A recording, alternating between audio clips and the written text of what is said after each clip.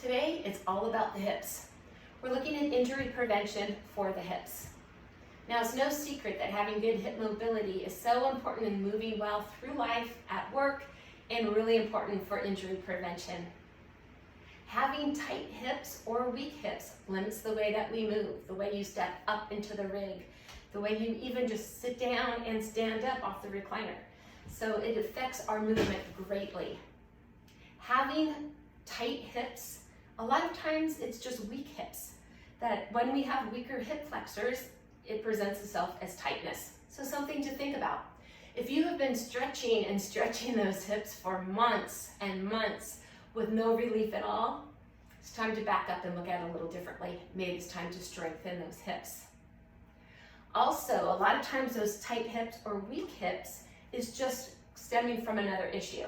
It could be having weak glutes, or it could be coming from the glutes aren't activating the way they're supposed to in the sequence they're supposed to. Or studies have also shown that it could be weak core muscles, which is no surprise. So if you think about all the muscles in the upper leg, all the muscles through the core, all the muscles that attach at the hips, at the pelvis, it's a lot of muscles.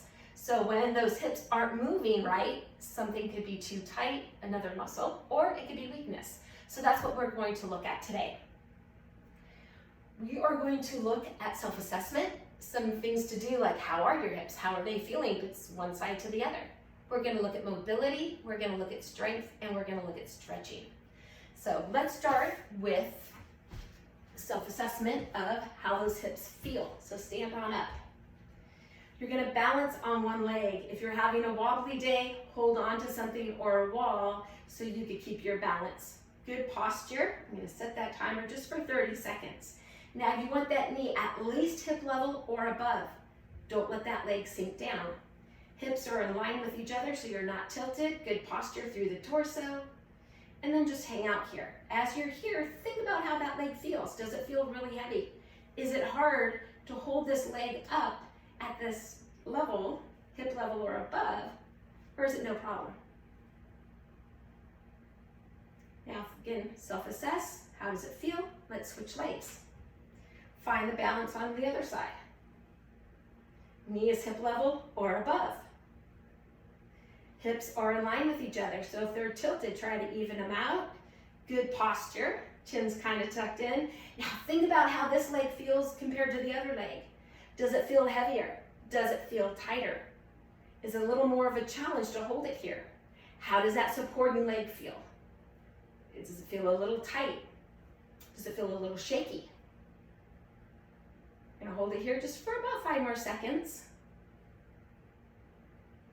And release it. So think about one side or the other. Did one side feel tighter? Did one side feel heavier? If so, that's the side you know is going to need a little more attention. So one thing about that, getting that movement through the hips, is every time you step up into the rig, you want that torso to be nice and tall, good posture. A lot of times when we have immobility or some kind of restriction in our hips, when we step up, we hinge forward or round through the lower back. And then as you come up, it's the lower back that's helping you lift up into the rig. You want that leg to step and you want to come up through the hips and the glute to extend you up into the rig. Such an important movement that you do a lot during your 48 hours. So something to think about. Okay, next self-assessment. I'm gonna have you lay down on the ground. Your head's gonna stay down. One leg is gonna come up 90 degrees, so calves parallel to the floor, the thighs perpendicular to the floor. The other leg is straight. Unless that hip feels too tight, then you could bend it slightly if you need to. Now that leg that's up, again, we're going to keep that thigh perpendicular to the floor. We're gonna rotate inward. First time is just for movement. Then bring it to the center and rotate it out. Bring it back to the center. Now rotate it in. Think about how that leg feels. About what is the angle? How much did it rotate in for you? Bring it back to the center. Now rotate it out.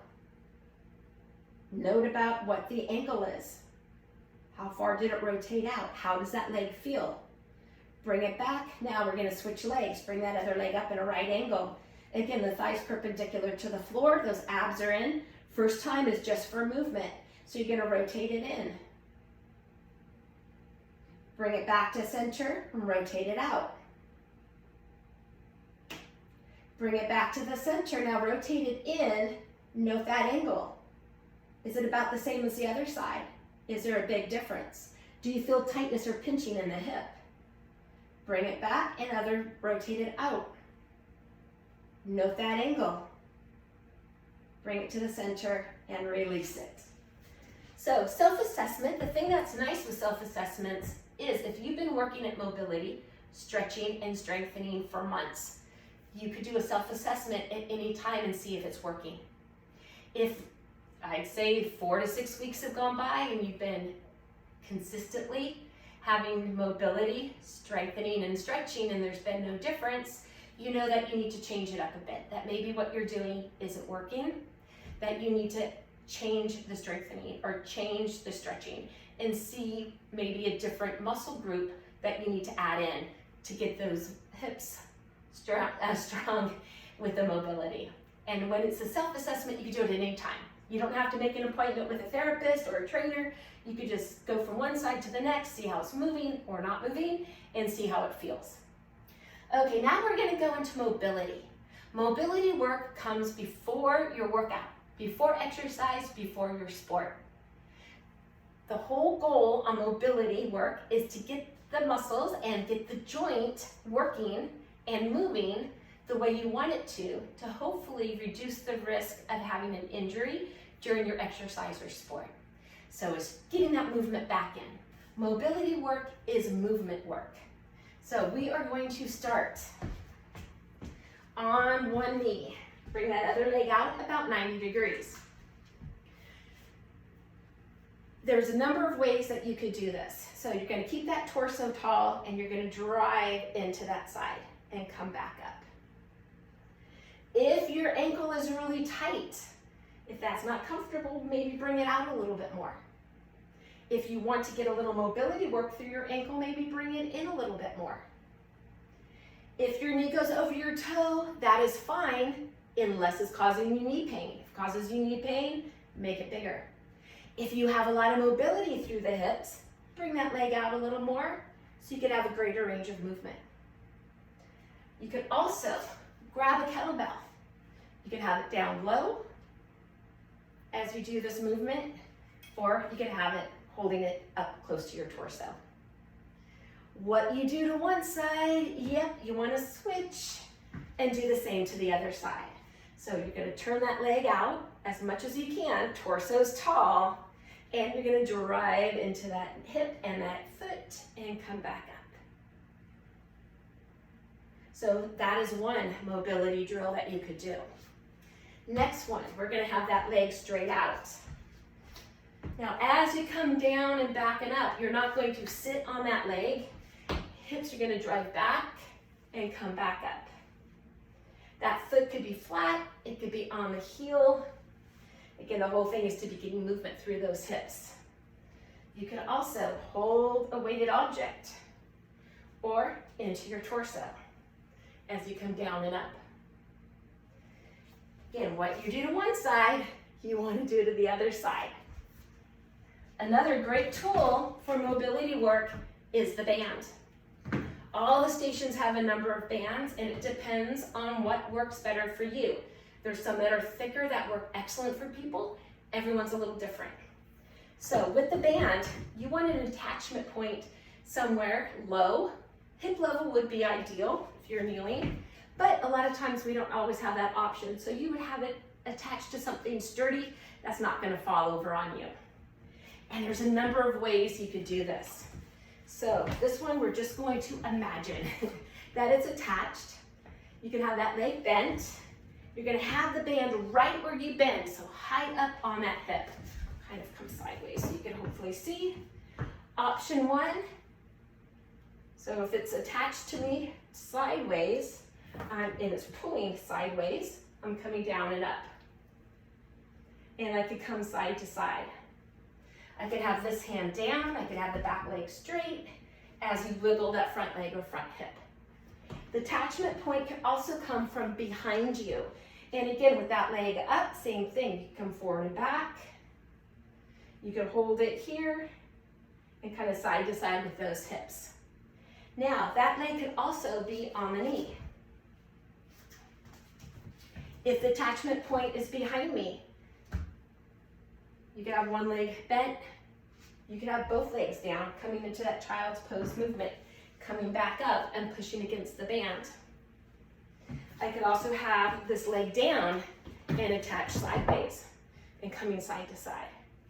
So there's a number of ways. Those are just a few options of using the band for mobility work through the hip.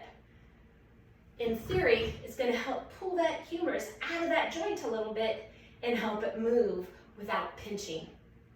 So before your workout, before your sport, if you have pinching in those hips, do mobility work to get rid of that pinching as much as you can.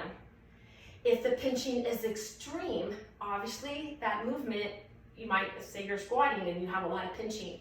You want to help clean up that pinching before you start adding weights to your squat. So something to think about. Another mobility one, this is a little awkward, but it's a good one. And you need a yoga block. You could use a pillow that's a little bit bigger. You could use a roll-up towel. You're gonna bring it all the way down. Now the yoga block could be on the narrow side or on the wide side. Just depends on what feels better for your hips. We're gonna bring those legs up again 90 degrees. Head stays down. You're gonna put a little pressure in on the block and you're gonna rotate those feet out and come back in. Now I know this isn't a position that we are in sport or in exercise or in life, but it helps get that movement through the hips without having the body weight on the hips. So that's also a great mobility one. Now to add mobility, add a little bit of resistance to it. We're gonna use the band and you're gonna go right back to that same position that you were in. Little tension in, so put a little pressure in on that yoga block and you're gonna come out and in. Most likely you're not gonna have the same amount of movement with the band. But that's just another example. So again, you wanna get mobility work in. These are just a few examples. Remember, mobility work could be just as simple as getting movement through the hip. That you're making circles. It could be swings side to side. It could be swings forward and back. Mobility work is just getting movement through that joint.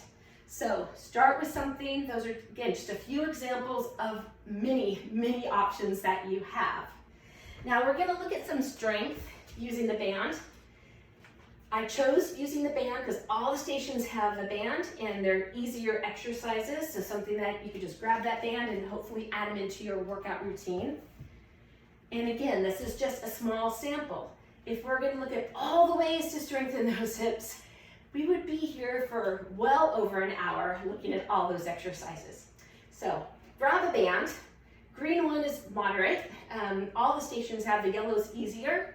Then there's blue, which is a little more resistance.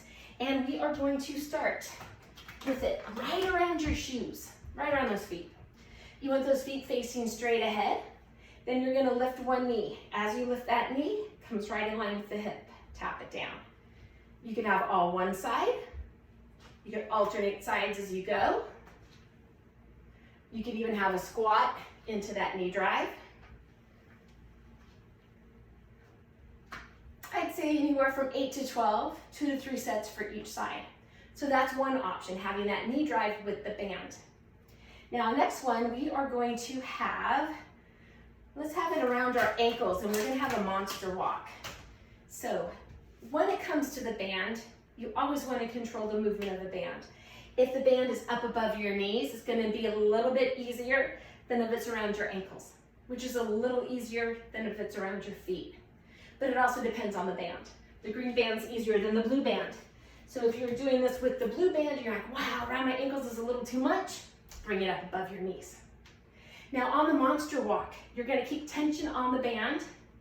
You're gonna come into that quarter squat, good posture, abs are in, and you're just gonna walk up. Maybe you walk up for 4, maybe you're doing it for distance, and backwards. Keeping tension out on the band the whole entire time. So little monster walks forward, little monster walks back. Now the great thing too about the monster walks, you're not only helping with those hips, but it's also good for those glute medius, also helping the muscles around the knee and the ankles. You could also have that band right up above the knees and do monster walks this way. So whatever feels better for you. Now the next exercise, we will keep it right above those knees. The challenge on this one is to keep those feet flat. So as we bring that knee out, you just don't want to tilt your foot. You want to keep those big toes down. You're going to come back into that quarter squat, abs are in, and you're going to drive one knee out and back to center. Drive it out. You could do one leg and then the other, or you could do both knees at once. Again, feet stay flat. So again, so easy to let them tilt, but keep the big toes down as you press out. And again, it's not only helping the muscles around the hips, great for the glute med, also helping those muscles around the knees.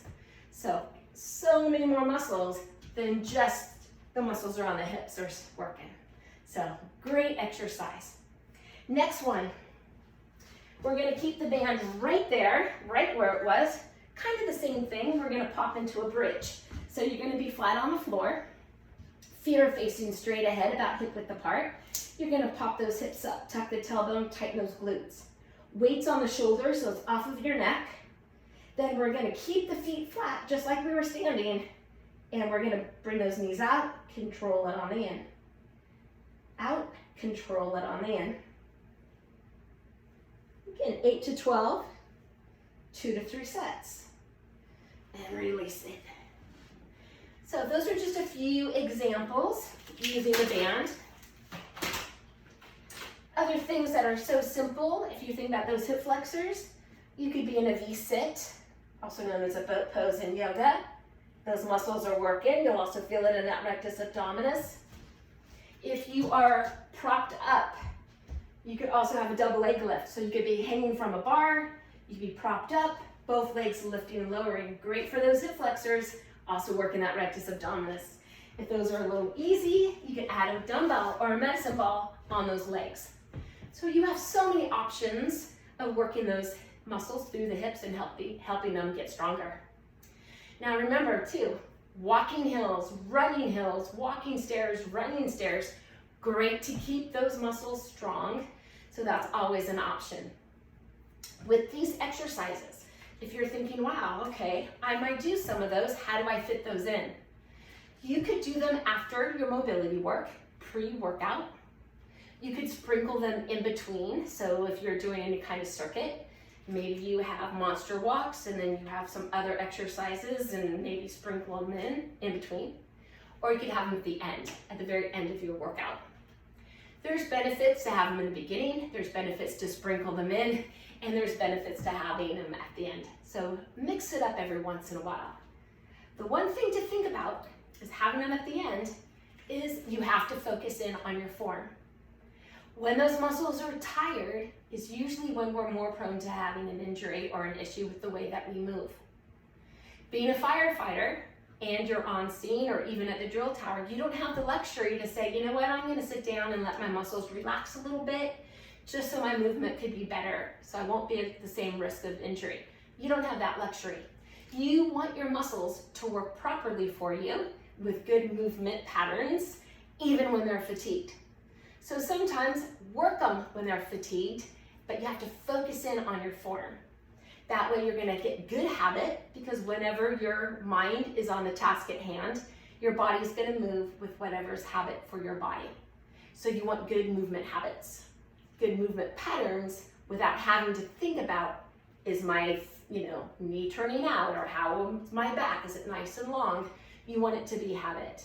So sometimes working those muscles when they're fatigued also has its benefits, especially with your career of being a firefighter.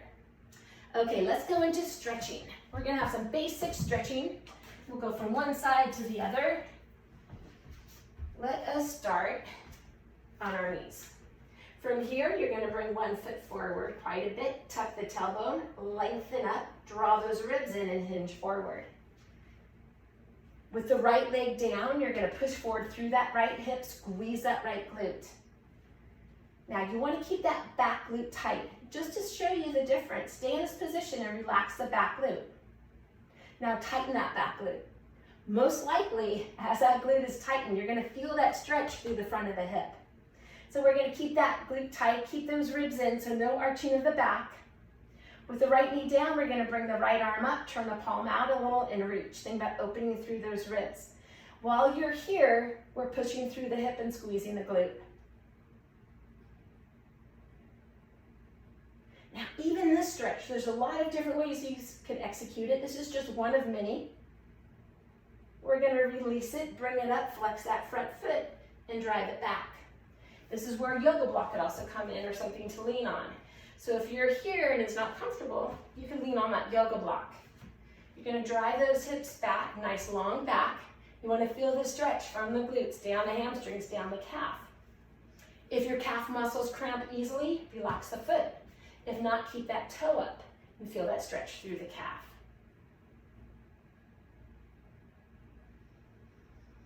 Bring it on up, we're gonna shoot that leg off to the side. Again, hips come back, tilt that tailbone up. You're gonna keep that foot flat or on the heel, whatever feels better for you as you push that inner thigh gently down. Then we're gonna press the hips kind of to the back corner of the right.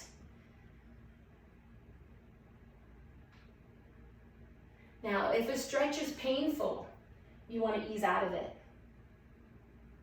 Or even keep it a little smaller. So stretching should be pain-free. You might push that edge a little bit, but you should be able to have nice deep breathing as you hold a stretch. If it kind of takes your breath away, then you know your body's not meant to go there quite yet. Now let's bring it on up and we'll go into a pigeon pose. So we're gonna cross that leg under and bring that other leg back. If your hips are too tight, you could bring them up on a yoga block. You could keep it up on your hands, you could be on your elbows, you could flatten it out. Preferably your hips are in line with each other. But if your body is something's just a little too tight and you're slightly tilting over, then eventually, through the weeks, you'll be able to even it out, hopefully. So on this stretch, you want to feel it from the glute and the hips through the side of the leg that's underneath you.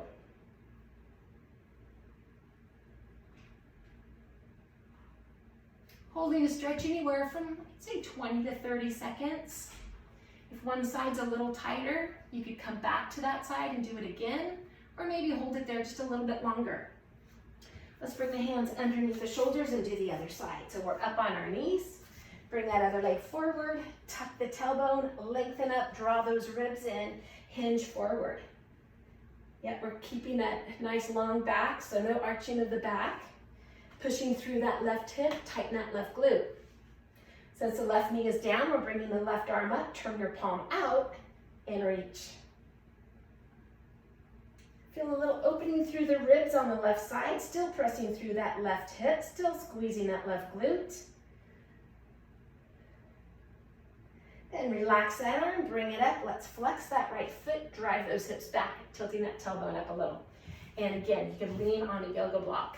You could have your hands on your hips or on your thigh.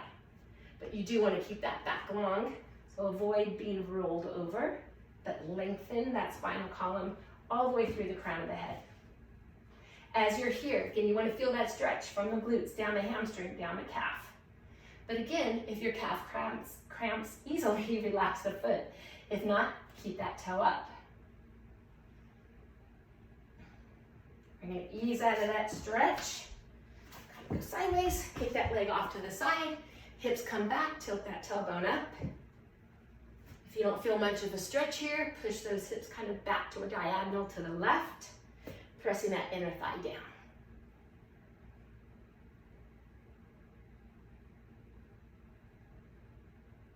Now if you notice, some of these are almost the same as some of our mobility work, but in the stretching, we're just gonna hold it. Nice deep breathing, inhaling through the nose, and deep exhalations. Let's ease out of it, cross that leg under to that pigeon pose. Again, you can always get those hips up. They could be on a pillow, they could be on a block, you could be on your hands, you could be on your elbows, flat. Whatever works better for your body today.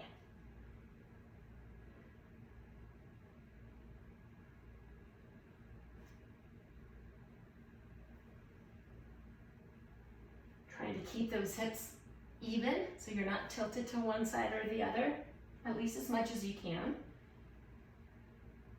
Okay, and release it. So a little recap. You want to get mobility through those hips, pre-workout, pre-sport. Get those movements a little bit cleaned up. You want to get strengthening for those hips. So if the band work isn't for you, there's so many options to strengthen those hips. Even if you're like, today I'm going to a hill and I'm walking that super steep hill, you know you're doing good things for those hips, but also think about your form. And stretching. So mobility, strengthening, and stretching. Those are the three things that you want to make sure you get in there. If you have any questions, let me know on mobility, strengthening, or stretching.